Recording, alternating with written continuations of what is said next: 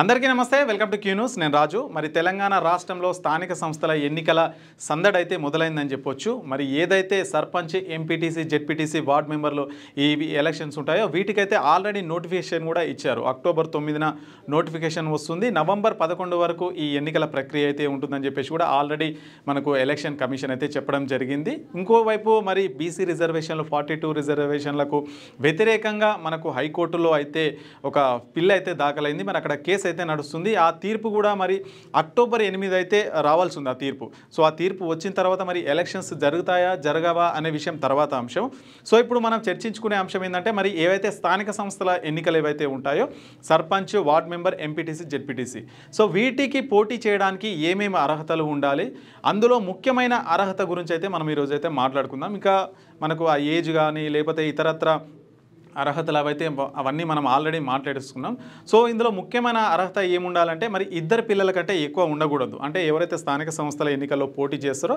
వాళ్ళకైతే ఇద్దరు పిల్లల కంటే ఎక్కువ ఉండకూడదు అనే నిబంధన అయితే ఉంది సో మరి ఆ నిబంధన ఎందుకు పెట్టిర్రు ఆ నిబంధన వల్ల మరి ఈ స్థానిక సంస్థల ఎన్నికల్లో ఎందుకు మరి ఇద్దరు పిల్లల కంటే ఎక్కువ ఉండొద్దు అని కూడా దాని గురించి అయితే మనం ఏదైతే ఈరోజు అయితే క్లియర్గా తెలుసుకుందాం సో ముందుగా దాన్ని ఎప్పుడు తీసుకొచ్చారంటే మరి 1994లో ఈ చట్టంని అయితే తీసుకొచ్చారు ఎప్పుడు ఉమ్మడి ఆంధ్రప్రదేశ్గా ఉన్నప్పుడు అప్పటి సీఎం అప్పటి ముఖ్యమంత్రి చంద్రబాబు నాయుడు గారు అయితే ఈ చట్టాన్ని అయితే తీసుకురావడం జరిగింది 1994 ఈ చట్టం తీసుకొస్తే 1995 మే 31వ తారీఖు నుంచి అయితే ఈ చట్టం అమల్లోకి వచ్చింది 1994లో చట్టం తీసుకొచ్చారు 95 మే 31 నుంచి అయితే ఈ చట్టం మనకు అమల్లోకి వచ్చింది అంటే ఏంటంటే అప్పట్లో మరి మన దేశంలో జనాభా అయితే ఎక్కువగా పెరిగిపోతుంది మరి జనాభా విపరీతంగా పెరిగిపోతున్న నేపథ్యంలో అప్పటి కేంద్ర రాష్ట్ర ప్రభుత్వాలు అయితే మరి ఒక దీని జనాభా నియంత్రణకు కొన్ని పద్ధతులు అయితే పాటించాలి జనాభాను ఎట్లా తగ్గించాలని చెప్పేసి కూడా మరి ఈ విధమైన ఏదైతే చట్టం ఉంటుందో ఈ విధమైన రూల్ ఏదైతే ఉంటుందో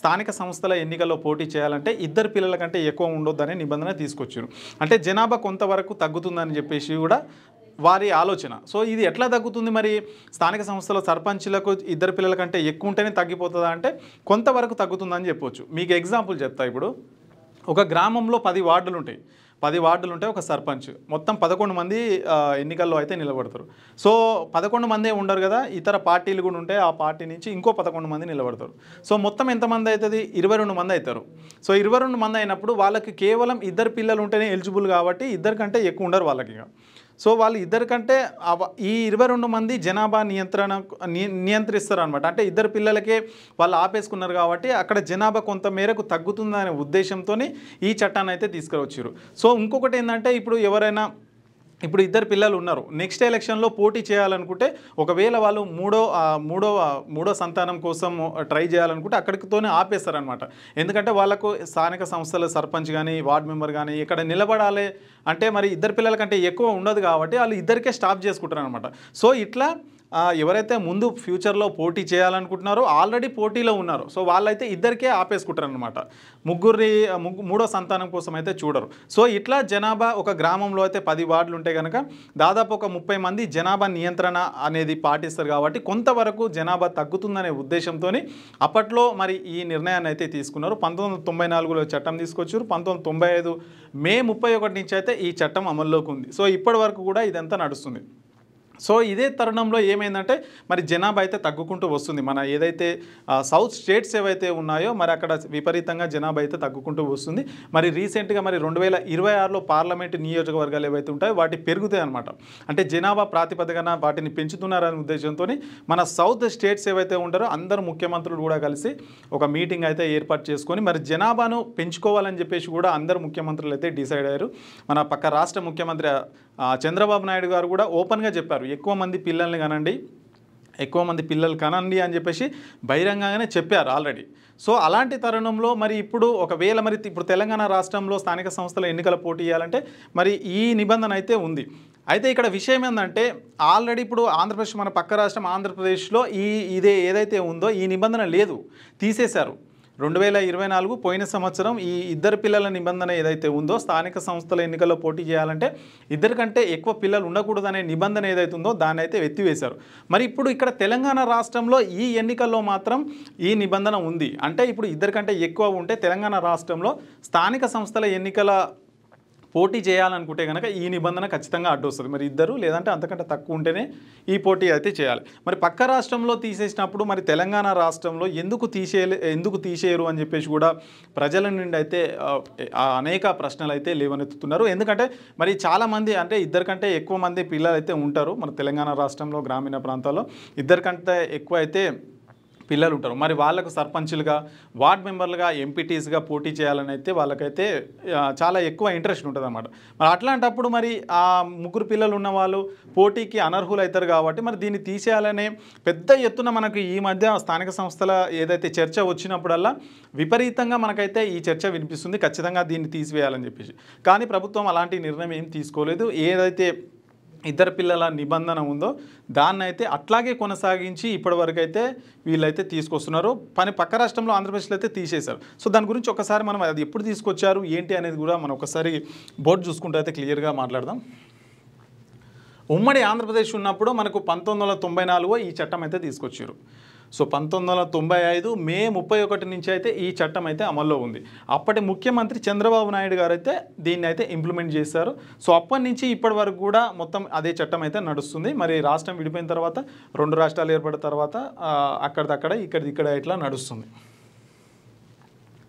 సో దాని తర్వాత ఏమైందంటే ఇప్పుడు ఎవరు అర్హులు అంటే ఇప్పుడు తెలంగాణ రాష్ట్రంలో కనుక చూసుకుంటే మరి ఇప్పుడు ఈ నిబంధన ప్రకారం ఎవరు అర్హులు అని చూసుకుంటే మరి 31/5/1990 నాటికి ముగ్గురు పిల్లలు ఉన్నా కానీ అర్హులే అనమాట. అంటే ఎప్పుడైతే చట్టం అమల్లోకి వచ్చిందో దానికంటే ముందు ముగ్గురు పిల్లలు ఉన్నా కానీ ఈ స్థానిక సంస్థల ఎన్నికల్లో పోటీ చేయడానికి అర్హులు అనమాట. సో మీకు అర్థమవుతుంది కదా, ఎప్పుడైతే చట్టం అమల్లోకి వచ్చిందో అంటే 95/5 నెల 31 తారీఖు కంటే ముందు ముగ్గురు పిల్లలు ఉంటే ఈ పోటీకి అర్హులు. రెండోది చూసుకుంటే ఇప్పుడు ఆ డేట్ కంటే ముందు ఒకరు తర్వాత ఇద్దరు, అంటే ఇప్పుడు ఏదైతే ఆ డేట్ ఉందో 1995 ఆ డేట్ ఉందో ఆ డేట్ కంటే ఒకరు దాని తర్వాత ఇద్దరు ఉన్నారనుకో అప్పుడు కూడా ఎలిజిబుల్ అవుతారు.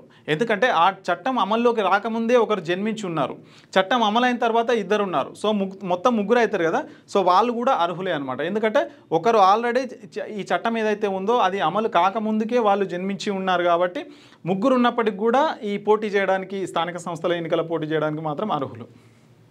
సో ఇంకా రెండోది చూసుకుంటే ఆ డేట్ తర్వాత ఒకరు తర్వాత కవలలు, అంటే ఇప్పుడు ఆ 1995 తర్వాత ఒకరు జన్మించి మళ్ళీ ఇంకో సంతానం ఉంటుంది, ఇంకో సంతానంలో ఇద్దరు జన్మిస్తారు, అంటే కవలలు ట్విన్స్ పుడతారు కదా. సో అట్లయితే ఏమవుతుంది, ముగ్గురు అవుతారు. సో ముగ్గురు అయినప్పటికి కూడా వాళ్ళు అర్హులే అనమాట. సో ఎందుకనంటే మరి ఆ డేట్ తర్వాత ఏదైతే చట్టం అమల్లోకి వచ్చిన తర్వాత ఒకరు తర్వాత రెండో సంతానంలో ఇద్దరు పుడతారని ఎవరికి తెలియదు అది, ఎందుకంటే అది యాక్సిడెంటల్గా జరుగుతుంటుంది కవలలు అనేది. సో వాళ్ళకు రెండో సంతానం కిందనే పరిగణిస్తారు అనమాట. అది ఫస్ట్ సంతానం ఒకరు, సెకండ్ సంతానంలో ఇద్దరు ట్విన్స్ జన్మించినప్పటికీ ముగ్గురు అవుతారు. ముగ్గురు అయినప్పటికీ కూడా వాళ్ళను రెండుగానే పరిగణిస్తారు. సో రెండుగానే పరిగణించి వాళ్ళకైతే అర్హత కల్పిస్తారు. ఇంకా రెండోది తర్వాత ఒకరు తర్వాత కవలలు. సో ముగ్గురు కూడా అంటే ట్విన్స్గా అంటే ముగ్గురు పుడతారు. ఒక్కొక్కసారి కొందరికి ముగ్గురు కూడా పుడతారు. ఏది ఆ చట్టం అమల్లోకి వచ్చిన 1995 తర్వాత ముగ్గురు పుట్టినప్పటికి కూడా వాళ్ళు కూడా అర్హులే అనమాట. ఎందుకంటే ముగ్గురు పుడతారని కూడా ఎవరు ఎక్స్పెక్ట్ చేయరు, ఎవరికి తెలియదు. సో అది ఒకటే సంతానం కింద తీసుకుంటారు కాబట్టి ముగ్గురు పుట్టినప్పటికి కూడా అది అయితే ఉంటుంది అనమాట. సో ఇంకా ఆంధ్రప్రదేశ్కి రాష్ట్రం సంబంధించి చూసుకుంటే మరి ఇది ఏదైతే ఈ చట్టం ఉందో మరి స్థానిక సంస్థల ఎన్నికల్లో ఇద్దరు కంటే ఎక్కువ ఉండకూడదు అనే నిబంధన ఉందో దాన్ని అయితే ఎత్తివేశారు. 2024 నవంబర్లో చట్టం అయితే తీసుకొచ్చారు. అంటే అప్పటి ఎత్తివేస్తూ వాళ్ళు ఉత్తర్వులు అయితే జారీ చేశారు. 2024 డిసెంబర్ 19 నుంచి అయితే అది అక్కడ అయితే అమలు అవుతుందన్నమాట. 2024 డిసెంబర్ 19 నుంచి అయితే అక్కడ ఆ చట్టం అయితే అమలవుతుంది. సో మరి అక్కడ ఎవరైతే చంద్రబాబు నాయుడు గారు తీసుకొచ్చిన చట్టాన్ని మరి ఆయనే అక్కడ రద్దు చేసిరు, అంటే ఆ అమలు ఆ నిబంధన అనేది లేకుండా చేసినప్పుడు మరి ఇక్కడ తెలంగాణ ప్రాంతంలో మరి ఎందుకు ఈ నిబంధన ఇంకా కొనసాగుతుంది అని చెప్పేసి చాలా వరకు అయితే మనకు ప్రజల నుంచి కావచ్చు లేదంటే ఎవరైతే పోటీ చేస్తున్నారో వాళ్ళ నుంచి అయితే పెద్ద ఎత్తున ప్రశ్నలు అయితే వినిపిస్తున్నాయి. మరి దాన్ని ఖచ్చితంగా దాన్ని రిమూవ్ చేసి ఆ చట్టాన్ని ఏదైతే రిమూవ్ చేసి చాలామందికి అవకాశాలు కల్పించాలని కూడా పెద్ద ఎత్తున డిమాండ్స్ అయితే వినిపిస్తున్నాయి. కానీ ప్రస్తుతానికి మాత్రం ఈ ఎలక్షన్లో అంటే 2025 ఇప్పుడు ఎవరైతే ఏదైతే నోటిఫికేషన్ జారీ అయిందో ఇందులో మాత్రం ఖచ్చితంగా ఇద్దరు పిల్లల కంటే ఎక్కువ ఉంటే పోటీకి అనర్హులు అయితే క్లియర్గా చెప్పారు. సో ఇదనమాట మొత్తానికి ఆ నిబంధన ఏంటి, ఇద్దరు పిల్లలు ఎప్పుడు తీసుకొచ్చారు, ఎందుకు తీసుకొచ్చారు, ఏంది అని కూడా ఫుల్ ఇన్ఫర్మేషన్. సో మీకు అయితే అర్థమైందని అనుకుంటున్నా. సో ఇదనమాట దీనికి సంబంధించిన పూర్తి డీటెయిల్స్. ఇంకా అప్డేట్స్ కోసం చూస్తూనే నేను క్యూ న్యూస్, నేను రాజు.